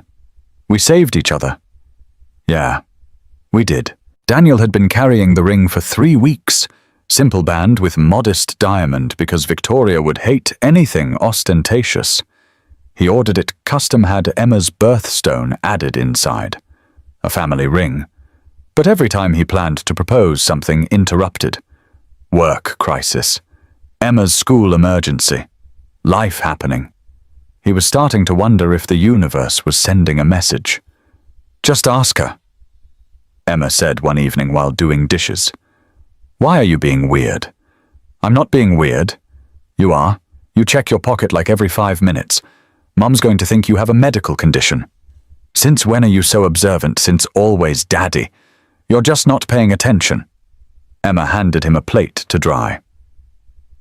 "Do you want to marry her or not?" "Of course I do." "Then ask." It's not that complicated. But it was complicated. Because Daniel had already been married. Already stood at an altar and promised forever. Already lost that forever in a single terrible moment. Asking again felt like tempting fate. "What if something happens?" he said quietly. "What if I promise forever and can't keep it?" Emma stopped washing, looked at her dad with eyes too wise for 8. "Daddy, you always tell me not to be scared of new things. So why are you scared? You love Mom. She loves us. That's good, right? So just ask her to marry you already. I want to be a flower girl before I'm too old." Daniel pulled Emma into a hug. "When did you get so smart? Been smart all along. You're just catching up." So Daniel decided. This Saturday, morning proposal, just the 3 of them. Simple and real and home. Friday evening, Victoria came home with news. Daniel was making dinner chicken that would probably be dry vegetables that might be mushy. Emma was doing homework at the kitchen table. "Family meeting," Victoria announced. "Everyone to the living room." They gathered on the couch, Emma between her parents. Victoria looked nervous, which made Daniel nervous. "What's wrong?" he asked. "Nothing's wrong. I have something to show you." She pulled out her tablet, opened a real estate listing. "I put the penthouse on the market 3 months ago. It sold last week." "That's great." Daniel wasn't sure where this was going. "With the money I've been looking at houses.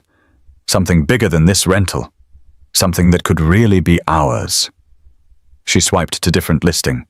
"Beautiful house in good neighborhood, big backyard, 4 bedrooms close to Emma's school." What do you think? Daniel stared at photos. "It's wow! Beautiful." "Can we see it?" Emma bounced excitedly. "Can we go look?" "Actually, I already saw it. Last week." "And I." Victoria took a breath.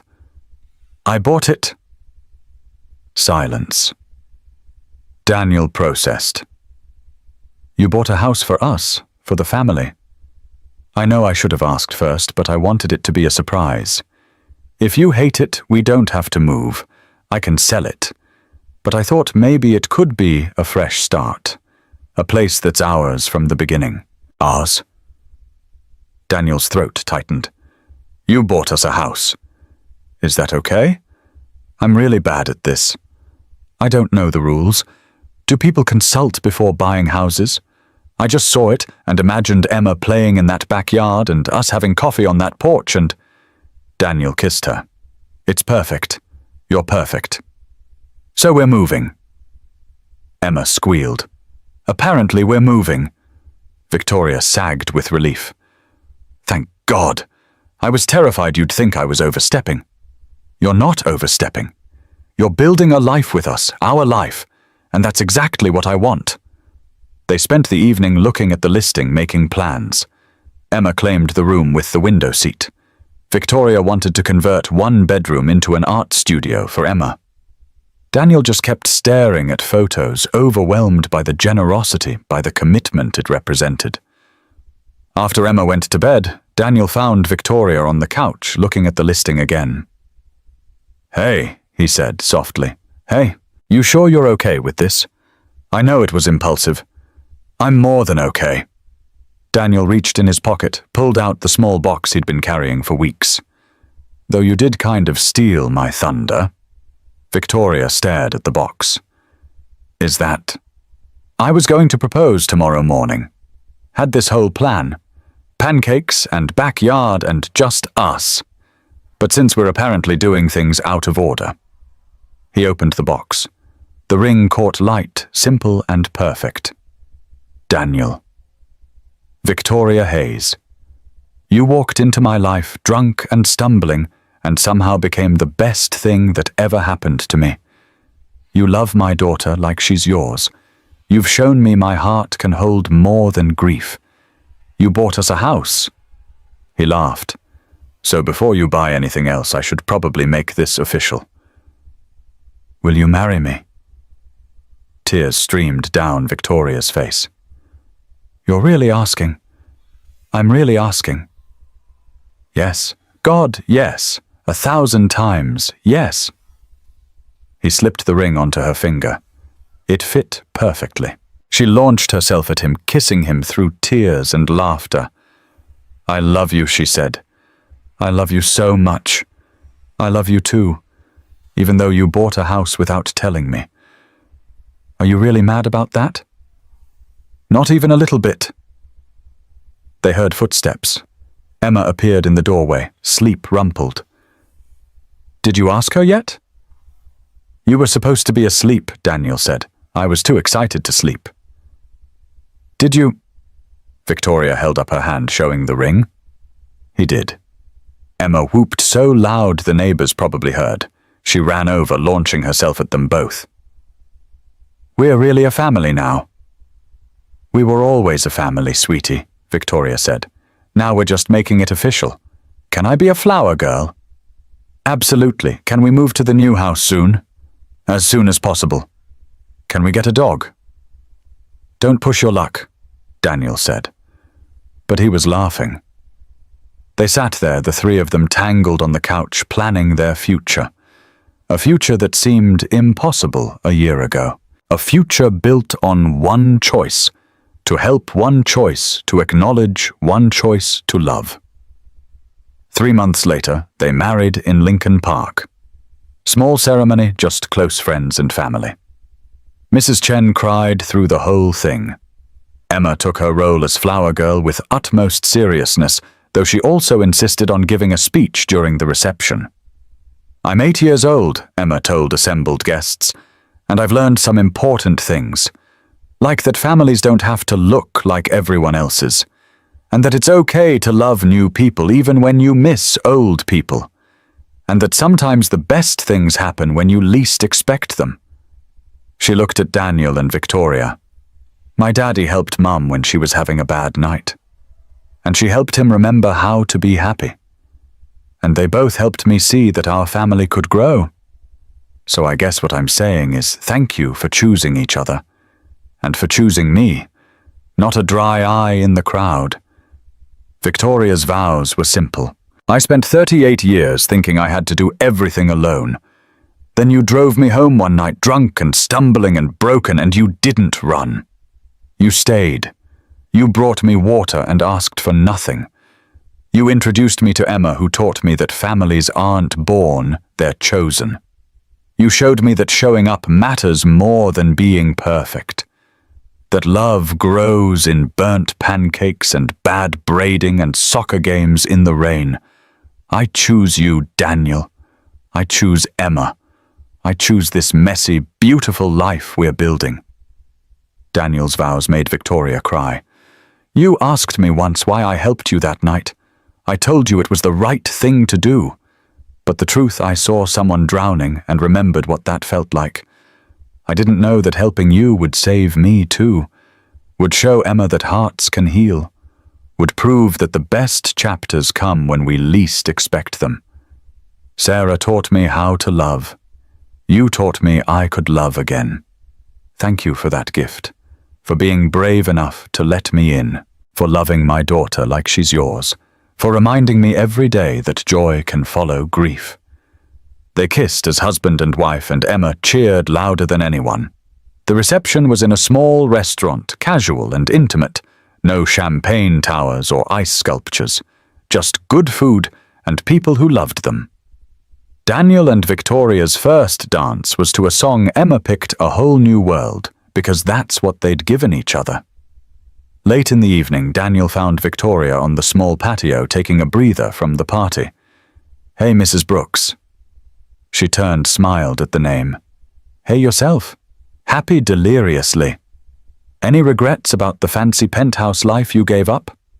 Not one. Victoria pulled him close. This is better. This is real. They stood there holding each other, sounds of celebration drifting from inside. Emma's laugh rose above the rest, joyful and free. We did good, Daniel said. Yeah, we really did. 1 year later, they were back at the Palmer House for the annual Tech Innovation Gala. Same ballroom, same chandeliers, same crowd of ambitious people in expensive clothes. But everything was different. Victoria and Daniel arrived together, her hand in his. She wore red again, nod to that first night, but she was sipping sparkling water, watching Daniel with eyes full of love. They found the exact spot where she stumbled a year ago, where he approached when everyone else turned away, where everything changed. Remember, Daniel murmured. How could I forget I was so drunk I could barely stand? And you were this stranger offering help I didn't think I deserved. You deserved it. Everyone deserves kindness when they're struggling. I'm glad you thought so. Otherwise, she gestured around them. None of this. They danced properly this time, Victoria sober and steady in Daniel's arms. Guests watched them with open affection, now not whispered speculation. The CEO and her husband, and her. The power couple who proved love doesn't undermine professional respect. During dinner, Victoria gave a speech to assembled executives and investors. Last year at this event, I learned the most important lesson of my career. Success means nothing if you're facing it alone. Building an empire is hollow if you don't have anyone to share it with. I spent 2 decades prioritizing business over everything else. And I was lonely, profoundly lonely. She found Daniel in the crowd. Then someone showed me kindness when I didn't deserve it. Someone saw past the CEO to the person underneath. Someone reminded me that vulnerability isn't weakness. It's humanity. I'm not going to pretend I figured it all out on my own. I had help. From a good man who became my husband. From a little girl who became my daughter. From people who reminded me that the metrics that matter aren't quarterly earnings or market share. They're love, connection, showing up for each other. She raised her glass of water. So here's to building lives that mean something beyond spreadsheets. To family, however we find it. Applause filled the ballroom. But Victoria only cared about 3 people clapping. Daniel Emma, who insisted on coming this year, and Mrs. Chen, who demanded photos. Later, heading to the car, a young woman approached. She was dressed professionally but looked nervous. "Mr. Brooks, I'm sorry to bother you. I'm Samantha Park. I work in marketing. I'm a single mom trying to balance my career and being there for my daughter. Someone told me you might have advice." Daniel didn't hesitate. "Let me buy you coffee Monday. We'll talk." After Samantha left, Victoria squeezed his hand. "Look at you paying it forward. Someone helped me once. Changed my whole life. Least I can do is help someone else." They drove home through Chicago streets that looked different now. Not because the city changed, but because they had. Daniel wasn't just surviving anymore. Victoria wasn't just succeeding. They were living. Really living. Messily, imperfectly, beautifully living. Emma was asleep when they got home, Mrs. Chen dozing in the armchair. They woke her gently, thanked her, watched her go. Then they checked on Emma, sprawled across her bed with purple blanket and stuffed animals. Victoria tucked the blanket around her carefully. "Good night, sweetheart," she whispered. In their own room, Daniel and Victoria got ready for bed in companionable silence, brushing teeth side by side, changing into pajamas, the mundane intimacy of marriage. "Remember when you thought you'd be alone forever?" Daniel asked as they settled into bed. "I remember being terrified of needing anyone, of being vulnerable. And now I can't imagine life any other way." Victoria curled into his side. "You saved me, you know. That night at the gala, you didn't just drive me home. You reminded me I was human. We saved each other." "Yeah, we did." They fell asleep like that, tangled together, safe in the life they built, from one moment of choosing kindness over convenience. 5 years after that gala night, Daniel Brooks stood in the kitchen of the home Victoria bought them. The home that had become theirs in every sense. He watched his wife dance with their daughter to music only they could hear, flower dusting Victoria's designer jeans as Emma twirled under her arm. "The pancakes are burning." "Mom," Emma said now, 11 and too observant. "Let them burn. I'm dancing with my girl." They'd added to their family. 2-year-old Thomas played with blocks in the corner building towers that defied physics. And sleeping in her crib upstairs was 6-month-old Sarah Grace, named after the woman whose death led Daniel to the parking lot that night, to the moment that changed everything. "Sarah would have loved this," Daniel said quietly to Victoria later when the kids were occupied. The chaos, the noise, the family. "You think about her a lot. Sometimes, not with pain anymore, more like gratitude. She taught me how to love, how to be a father. And even though losing her nearly destroyed me, I survived it, which meant I was still here when you stumbled into my life." Victoria leaned her head on his shoulder. "I like to think she'd approve of us." She would. Sarah believed people should grab happiness wherever they find it. She'd tell me I was an idiot if I let you go. The doorbell rang. Richard and Margaret Hayes arriving for weekly family dinner. They'd become devoted grandparents, showing up reliably with food and toys and eager hands to hold babies. There's my Tommy Richard scooped up his grandson, who squealed with delight. Margaret already had Sarah in her arms, cooing softly.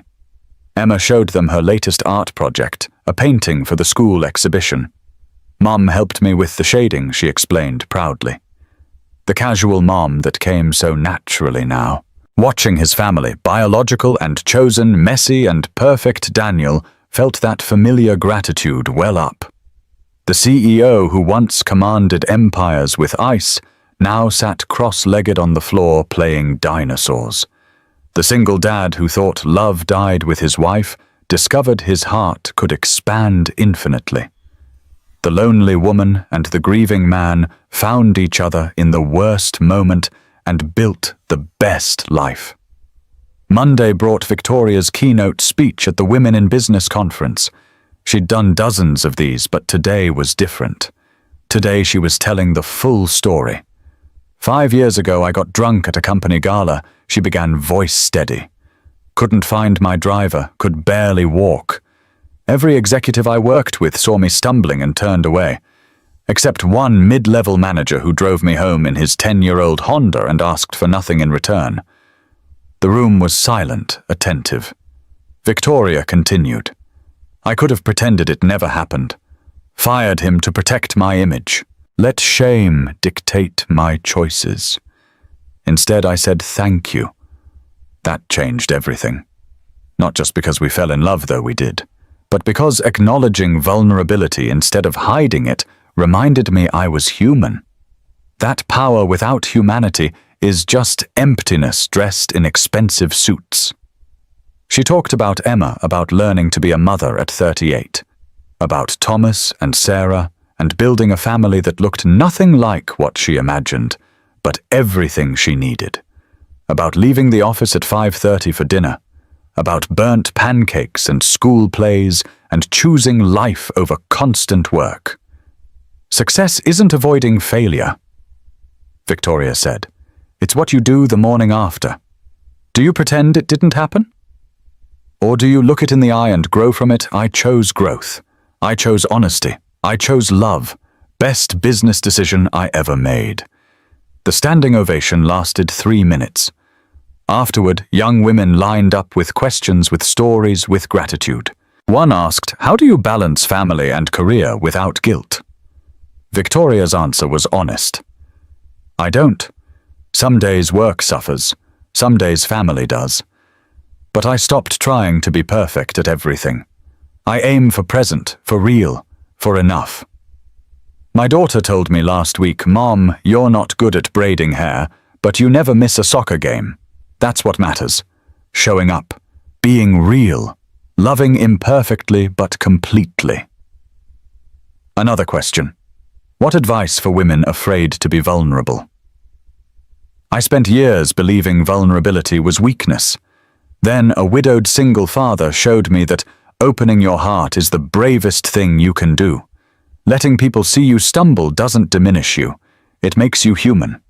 And humans connect. Humans love. Humans build families, chosen, messy, perfect families. Don't be afraid of needing people. Be afraid of living so defended that no one can reach you. Daniel waited outside after Emma and Thomas with him. Sarah was with Mrs. Chen. How'd it go? He asked. I told them everything. All of it. Good. Your truth is beautiful. They drove home together, kids chattering in the back. Victoria looked at her family, husband, children, the life they built from rubble, and marveled. 5 years ago she was drowning in champagne and loneliness. Now she was swimming in chaos and love. Thank you, she told Daniel. For what? For not walking away that night. Thank you for letting me help. 5 years after that gala night, Daniel Brooks stood in the kitchen of their home. The one Victoria bought because she wanted to wake up to his coffee and Emma's laughter. Watching his wife dance with their daughter to music only they could hear, while their 2 younger children built block towers that defied gravity. The CEO who once commanded empires with ice now got down on hands and knees to play dinosaurs. The single dad who once thought love died with Sarah discovered his heart could hold infinite rooms.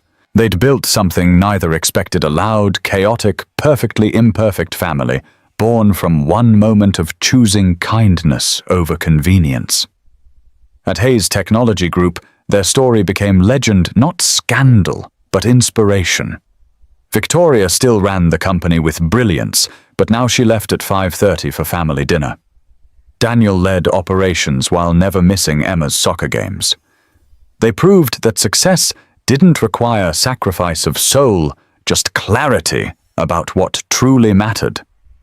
The board that once questioned their relationship now pointed to them as evidence that bringing your whole self to work, vulnerability, love, humanity, made leaders stronger. Profits soared because people followed leaders who were real, who showed that professional excellence and personal happiness could coexist, that loving deeply made you braver. And every year on the anniversary of that gala, Daniel and Victoria returned to the same ballroom. They'd stand where she stumbled, and he caught her dance where executives once watched her fall. But now those same people saw something different. Not a boss who had a moment of weakness, but a woman who found strength in admitting she needed someone.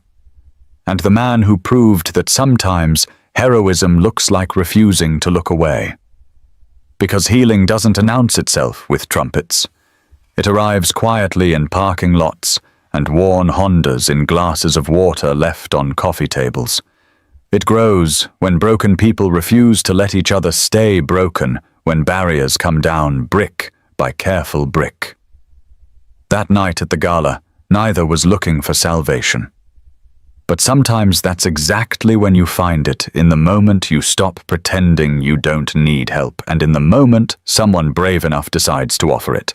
If this story touched your heart, we'd love to hear from you. Drop a comment below telling us where in the world you're watching from. Have you ever experienced a moment when unexpected kindness changed everything? When someone saw you at your lowest and chose to help instead of look away? Share your story with us. And if this story reminded you that vulnerability is strength, that second chances are real, and that the best families are often the ones we choose, please hit that like button right now. Your like tells us that stories about hope and healing matter to you. Don't forget to subscribe to our channel and click the bell icon so you never miss our new stories. We post heartwarming, true-to-life tales every week, stories that remind us what it means to be human, to struggle, to heal, and to love. Finally, share this video with someone who needs to hear it today. Someone who's going through a hard time. Someone who's forgotten that kindness still exists. Someone who needs to remember that it's never too late to open your heart again. Your share could be exactly what they need to hear right now. Thank you for being part of our Soul Lift Stories family. Until next time, remember that the smallest acts of kindness can change someone's entire world. Sometimes all it takes is refusing to look away when someone needs help. Sometimes the most heroic thing you can do is simply be there. We'll see you in the next story.